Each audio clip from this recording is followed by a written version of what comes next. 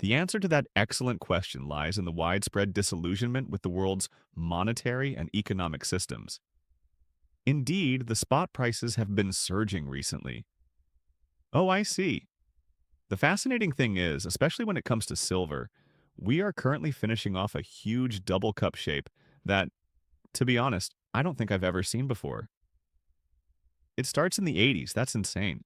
From like 1981 or whatever till like 2011 or something like that, you can see on the chart that it's just this massive double cup too. The next cup is already coming to a close. This is a huge deal. As soon as you observe spot silver rising above $50, which may be occurring as we speak, they're very near. However, in theory, I would anticipate a more substantial spike in the spot silver price once that breakout occurs. In my opinion, the stock and cryptocurrency markets are currently experiencing a melt-up phase, where surges in value are inevitable regardless of external factors. Interestingly, looking back at the beginning of the year reveals that, despite all this upswing, the spot contracts on gold and silver, especially silver, were significantly stronger and more powerful than the prices observed in the stock market, Bitcoin, and other cryptocurrency markets. Silver and gold are faring much better. That tells us that central banks are doing all in their power to devalue their currencies, as seen by their record-breaking gold holdings. Plus, I caught a glimpse of this on Bloomberg this morning, praising the devaluation trade. So it's now a good thing to devalue the currency, which implies it has less buying power. In no world is it beneficial. I can't believe they're promoting it. It's clear they don't want people to know that devaluation and inflation are unnecessary. However, the markets and currency markets have declined to that extent. That is why the recent spike in the spot prices of silver and gold is so significant. Well, if I'm correct, and only time will tell, if this is really the melt-up phase, then I will anticipate that everything will keep climbing since this is the final stage for the fiat currencies. And all they can do is desire further debasement, which is all they have. When they tout that as an advantage, it's a debasement transaction, and it's a clear sign. Do you think I'm crazy? I am astounded. I mean, nobody gets the magnitude of that. However, there is currently a government shutdown in the US. The question of whether furloughed workers will recover their back pay is also being debated. Despite this, stock markets are soaring. Given the current climate of uncertainty, it is not surprising that the spot markets for silver and gold have surged higher. Once more, though, not the financial markets. This is due to the fact that the lifespan of this currency is coming to a close. The markets have come to believe it. Wall Street's promotion of the devaluation trade is so obvious, I can't even begin to describe it. It's just astounding. The Nomad Capitalist live event was really amazing, and I've just returned from it. I went over everything I usually go over with you, including showing you the charts and everything. Furthermore, neither I nor my work were known to this particular audience. Things didn't feel right, but I couldn't put two and two together, so I was kind of surrounded afterward. And the response was that I sensed something was off. And here you are presenting me these Federal Reserve charts, and it all makes perfect sense. People are finally starting to pay attention, but I also understand the value of a backup plan, even though I'm here in Phoenix with my own. Here I am on a city farm. My own food, water, and everything else is something I produce. I have a backup plan that is 2 hours away, and I also have a vast off-the-grid area where a community might go in the event of an emergency. A backup plan is no longer sufficient, in my opinion. It was a major lesson for me from this experience to consider applying for a second or third citizenship, as this is an international problem that is only going to become worse. Also, we need to have a plan ready for that. Plus, I am uncertain. A worldwide hyperinflationary catastrophe and subsequent reset has never really occurred in our history. It has gone through people and is currently traveling through a lot of places. The world experienced a worldwide slump in the 1930s when we lacked the technology to disseminate information at that rate. There we go again. A lot of individuals will be caught unawares by this, which will appear like a wildfire.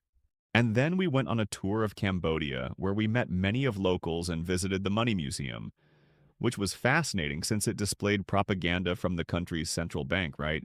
At one point in history, silver was a component of the currency of every nation. That's simply how you used to purchase items. The average individual genuinely is clueless. For example, when I brought up the topic of inflation with a tour guide, they assured me that it wasn't a big deal in this area. Considering the size of the coconuts grown there, I asked, well, tell me something. A lot of people utilize them.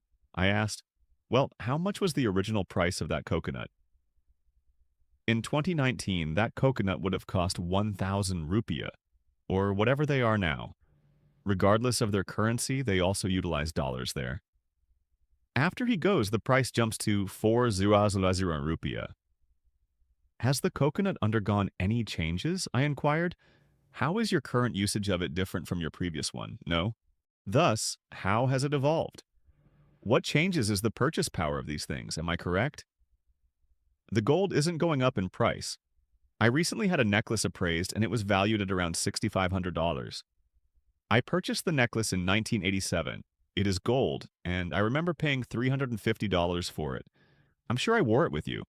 By now, most people would say something along the lines of, wow, that's great. And I could see that expression on your face as well. The gold isn't going up in price. The dollar's worth is falling. In addition, the gold necklace prevented my spending power from dwindling. I mean, I'm not convinced the Fed has ever been totally autonomous. In fact, I conducted research on the subject. Removing the U.S. from the gold standard under Nixon, and the actions of Fed Chair M. His name kept popping into my thoughts, and now it's burning like hell. Furthermore, it leaked out that he had pushed Burns to cut interest rates. As a result, the system had more funds available. Reducing interest rates has the effect of increasing prices. Due to his re-election and other ambitions, that represents currency debasement. Additionally, Powell is under pressure from President Trump to follow suit. That's all it is about debasement of currency, though we did get a quarter of a point. To top it all off, I notice a plethora of similarities. It's worth considering the fact that more individuals associated with President Trump have joined the FOMC since January. Even yet, there is additional demand for that. Is hyperinflation something you can handle? The Federal Reserve is responsible for controlling the pace and amount of inflation. However, control is slipping through their fingers. We also discussed the Federal Reserve and the market. So, how are the markets behaving? Aren't they trying to increase the long rates? Therefore, the bond vigilantes and the markets are claiming that the money price is suspicious. Why? Because interest rates are just that. Rather than letting interest rates reflect the true worth of money, they are actively working to lower them. Thereby, market forces outweigh Federal Reserve policy. Although they have some influence over the overnight rate, the Federal Reserve has no say over market rates. And yes, I do believe we have entered what appears to be a war royale. I see. There are a lot of people he wants to nominate for that job, and I have no doubt that it will be filled. The stock market would still go up even if he fired everyone immediately, since we're in the midst of a melt-up, I don't know. Plus, it's not that noteworthy. In my opinion, is the Federal Reserve truly essential? Up till we implement this new system, I will. We can do without him if we can return to a gold standard. But I repeat, I believe Trump is a catalyst for change. In my opinion, he is supposed to be changing this system. There must be a million different ways he's doing it. Even without the nefarious intent, companies have been involved from the start. The Federal Reserve notes were first issued as corporate debt. I can prove that with concrete proof, you know. I realize it seems ridiculous, but believe me, it's not. Corporations will now be the ones to issue the stablecoins, the new money. Everything else is digital. The surveillance economy is so entered. Who exactly gains anything from that? Only those in the know. A fully surveillance economy is bad for the public because it gives big businesses and the government the authority to dictate how people should think. And the system does not include you if you do not think that way. It all comes back to the significance of a strong financial foundation and the value of community. Your autonomy is essential.